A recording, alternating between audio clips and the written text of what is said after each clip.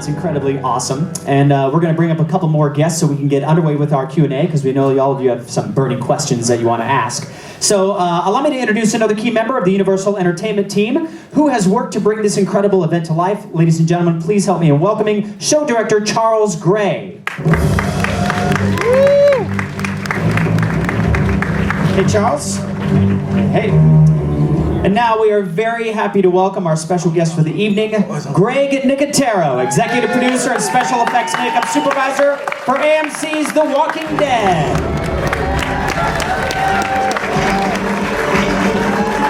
Hi, guys. I'm just going to sit in my chair right here. Oh. Now, it's being embroidered right now. Oh, hold on. In just a moment, we'll take questions from the audience for these gentlemen on stage. And we've got members of our PR team that are in the audience there, so they'll come by with a microphone. You'll be able to stand and address the panel here with your question. But just to kind of start things off, Charles, how did the entertainment team tackle Halloween Horror Nights 26 after the iconic 25th anniversary of the event last year? Yeah, so last year was iconic. It was huge. It was amazing. And right away, I remember walking with Patrick the very first night of that event. We walked into the Uber house and we went, time to get to work. Time to get to work on next year. So immediately we start strategizing. Step number one was we have Chance, our icon. She's the backbone of this event. And then from there, what brands we were going to represent. We have an amazing lineup this year. And then for the originals, we had to look at what we already have. We have residential, we have some classic, we have the bedroom, we have the hotel. So all these different looks. So we came up with an Old West genre, all right? We have the Tomb of the Ancients going down underground. So we marry all those things together to kind of check all the boxes. So there's something for everybody in this event this year. We're very proud of it.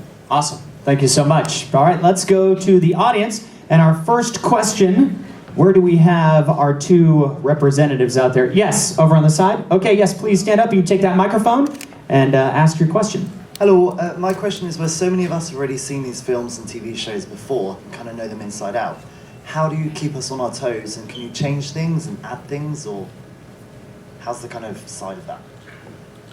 I guess I can answer as far as how we go about attuning ourselves to any of the horror properties that we bring. They are so iconic and they're so memorable and everybody knows everything about them. But that's kind of your Achilles heel, isn't it? It's a film. It's on a flat screen, you're watching it and you're very passive. We take you and we dump you into a 360-degree immersive environment and actually have Twisty the Clown come after you. We've got walkers from every single angle coming after you. We've got Reagan coming after you. There are, as far as how we bridge that gap, it really is due to the partnerships and the collaborations that we have with people like AMC, that we are able to partner with them so that we are so close to what their perception and what they want to do with their brand, as well as what we know we want to see as fans ourselves. And if we've done that, then hopefully people like it. You know, I think that's a great question, because you know what? I grew up loving horror, loving all these. I'm excited about The Exorcist Maze. I haven't been through it yet, so I'm very, very excited about it. But there is something immersive about it. It's one thing to see it on the screen, but, you know, being a fan, I've gone to Martha's Vineyard to see where they shot Jaws, and I've stood at the bottom of the steps in Georgetown where Father Marin, I almost said Father Karras. It's Karras. It is Karras. It is Karras. You got it. I'm not as big of a nerd as I thought I was. But there's something about this genre that solicits that kind of connection. You know, the reason people go to conventions and the reason that people watch these shows over and over again and go to see these movies and want to emulate them is because they want to feel somehow connected to this material. And what I love about Universal, and that I've always been excited about, is these guys create the opportunity for you to experience it right in front of you. It's not watching it on television, it's right in front of you. And I thought I had the greatest job in the world. I have a pretty great job. These guys get to do it all year long. I have a 4-month hiatus on The Walking Dead, and I go off and do other shit. They get to do it all year long. I'm kind of jealous. So I would say really give it up to these guys, because today is Christmas Day for them. They're opening up Halloween Horror Nights, and an amazing, amazing team.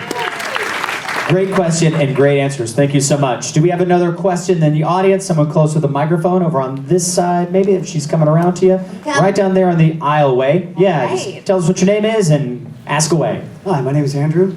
Questions for Greg. Over the last 30 plus years, your film career has included Jason, Freddy Krueger, Evil Dead, Quentin Tarantino films, and The Walking Dead. In all those years, is there a favorite sort of accomplishment, something that favorite makeup design that you have done? What is that? Well, that's a great question. Thank you very much. There are a lot of sort of highlights in the 30 years that I've been doing this. The fact that we were talking about From Dusk Till Dawn the other day, and that was 1995. I keep forgetting that it feels like it was yesterday for me. You wake up, you do makeup on a bunch of really beautiful naked women from 6 a.m. until 10 o'clock at night. It kind of was my job for several months. But I've had the greatest film school in the world. I've been on set with Quentin Tarantino and Inglourious Bastards and Pulp Fiction. I was there when Travolta stabbed Uma Thurman in the chest. So for me, I feel like I've been fortunate enough to be sort of a fly on the wall on these amazing cinematic moments that have happened over the last 30 years. But movies like Sin City, which was really just sort of Robert Rodriguez, who had never done visual effects, redefined how we would shoot visual effects, and went from Dusk Till Dawn, where he didn't love how the process worked, to tailoring it to his style of filmmaking. So for me, there's a lot of amazing moments that I've had. I think Dusk Till Dawn, and I think Sin City. But again, the makeup effects team from The Walking Dead is backstage drinking all the beer, and every year we come down, and I want them to feel a little bit of the appreciation for what they do. You have these makeup artists that show up at 4 a.m. They meet the actors, and they're there all day. They watch them transform, whether it's Eddie Murphy or whether it's Benicio del Toro or Mickey Rourke. We get to transform these people and turn them into characters, and we watch them change. And at the end of the day, the makeup comes off and they become someone else. So for us, it's a really fascinating process to watch these people metamorphose. And I've had amazing relationships with these actors because they have to trust us. So the makeup effects team that obviously that are responsible for all these amazing mazes and things, it's a great experience. So I think every single time we get into it, we have a new character. We did Suicide Squad, and Twin Peaks. We did some stuff coming up on that show, and so it's really fun because every day there's a different challenge. Very cool. Thank you so much. Yes, we have another question over on Seth? this side. Seth, do you have a question? I was going to ask, why don't you invite the makeup team out here to Oh, you know what? See, that's what you have actors for, to remind you how much you suck. Actually, hey guys, if you're not, why don't you come out and wave? If you're back there. Jake, Kevin, Karen. Come on, Seth just put you on the spot. Yeah, you gotta walk in the light now. See, now I'm being the director. Kevin's the only one that came out. He's like, oh fuck, I gotta come out. Sorry, am I allowed to say fuck? Sure. Anyway, by the way, the Walking Dead banner that you see for Halloween Horror Nights, Kevin did the makeup on the makeup.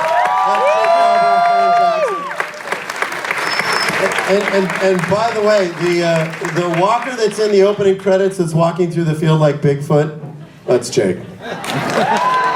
Let's give these three a big round of applause, ladies and gentlemen. Thank you so much. All right, yes, we've got another question. Yes, sir, go ahead. This is for TJ, actually.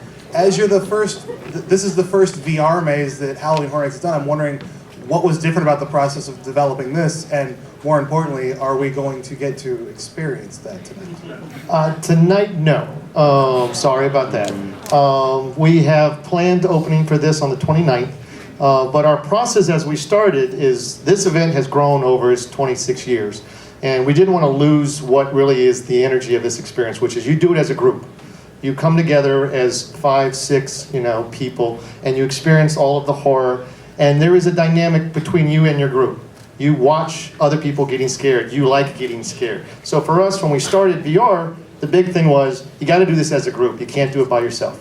So that was where we started. At the same time, we didn't want to make it all about the digital world. We want to make it about the real world, because a lot of what Greg and his team has created is all about that live interaction with characters and environments. So for us, it is a great blend. So this whole experience is about 30 minutes, actually, that takes you through these different worlds of live environments, interaction with characters one-on-one in a small group, puts you into VR to tell a story a certain way that we can't do in physical environments, take you to paranormal places. At the same time, end with a grand finale that you have to learn and work together as a group to solve and survive and get out. So for us, we think it takes a lot of what we do really well right now. We add in some of the new tools that are available to us with technology and give you, the audience, the ability to kind of drive your own story. So for us, we're really excited about it. We're really looking forward to you guys getting a chance to experience it and us to learn, like we've done with this event over the 26 years, and figure out how does this propel us into a new world of horror. So well, hopefully you guys have fun. All right. Thank you so much, TJ. We have another question out there. Over on this side here. Yes, right up in front. That gentleman there. If you would go ahead and stand up and take that microphone. There you go.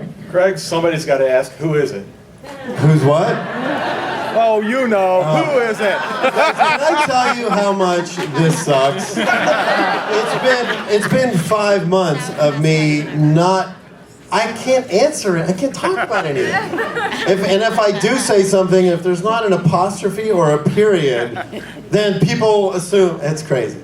You'll find out soon enough. That young woman has a question. Yes. Hello. Okay, so Here we go. I am a serious fan, my whole family. So what I want to know, I'm trying to make it so maybe you can answer it. Is anybody going to come back that's gone? Are we going to see somebody come back on the Walking Dead? Is anybody going to come back that's gone? I'm not. That's a great question, but it's so broad. Shane's going to come back. We'll bring Shane, Herschel. I would love to see those guys come back. They're kind of dead. It's a little bit. However, I will say that I believe if people don't want to watch the presidential debates, there's going to be a big, 2-hour retrospective of the entire 6 seasons of The Walking Dead. That will bring people up to speed as to where we are, and they've interviewed all current cast members, all past cast members. It's like 2 hours. I just did my interview last week, and weirdly, I remember season 2, episode 11, Dale. I couldn't believe I remembered all of it. But it's weird because you look at them and everyone's face are so young and innocent. We've destroyed all of them. All the lines and all their faces is my fault, basically. So, Greg, as you know, there's several seasons that are represented in the Walking Dead house. Yes. Of those, what are some of your favorite scenes that you've seen in there, as far as scenes are concerned? It was fun. I went through the maze with the actors, and Lauren was literally hiding behind me. And I was like, okay, there's going to be a walker on the right. And then there was a walker, and there's going to be a walker on the left. I had to sort of talk her through. She's like, I don't like scary stuff. I love that her and Alana, they're all hiding behind me. But there's some great moments. The bicycle girl, the well walker. I love the fact that that we get the greatest hits of The Walking Dead, and you get to experience something new. It's not the same thing every season.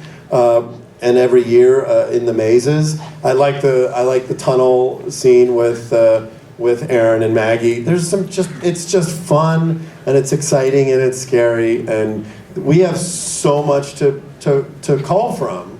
Right. That we could keep doing this for another 26 years. See, I totally just got your guys' budget extended for 26 years, by the way. And you're welcome. We have time for a couple more questions. Yes, in the back. Hi there, my name is Renato Marafon. My question is for Greg. I'm a big fan. I want to know which one is your favorite season of The Walking Dead, and how does it feel to recreate this experience for regular people to walk among zombies? Hello, by the way. Every season's different, and I think what I can say about season 7 is it's exciting for us. When we shot the finale last year, as heavy and intense as it was, I remember Andy and I standing on set and going, guess what's next year we're opening the world. We're gonna get a chance to meet Ezekiel. We're gonna see the kingdom. We're really spreading our wings creatively, and that was the thing that we're most excited about season 7. you're gonna get Hilltop, and you're gonna get the Kingdom, and you're gonna meet all these great characters. So for me, every single season of The Walking Dead is a little different because you get a little flavor. I think season 4 for me, because I feel like that's really where the show kind of took off into the stratosphere. I was really excited about that season. I think in terms of having the opportunity to recreate those experiences for fans, I'm a fan. I mean, I literally, if I wasn't here on this stage, I would be out going through the mazes. I'll probably see you guys tonight running around the mazes because I love it. I mean, it's what inspires me. It's what keeps me going. I mean, I've been doing this for 30 years, and The Walking Dead's been on for 7 seasons, and we kill ourselves every week to make sure the show feels fresh. It has to feel fresh for us. I mean, a lot of times they always say, oh yeah, 4 seasons in the show, TV shows kind of start to wander a little bit. We are so dedicated to that not happening that I literally have no stomach or colon because it's all been rotted away from stress. Because there's so much pressure on us to keep the show fresh, and just want it to be on the air again, so then we can talk about stuff. So soon enough. But again, to this creative, amazing team, it's a joy to collaborate with like-minded people that just really love what they do. Awesome. Thank you so much. We have time for one more question. Where we're going to go to? Right over there on the side. Daryl Dixon shirt on. Norman will be pissed if I don't talk to you, so I'll be right back. Yes, sir. Hey, Greg. As someone that's directed so many big episodes now of the show, as you're walking through these mazes, is there any moments that you've seen where you're like, huh, I kind of wish I had thought about that for an episode, when you're seeing the actors pop out, or alternately, something you're sort of taking notes about for future directing gigs on how they're kind of framing things or playing with the action?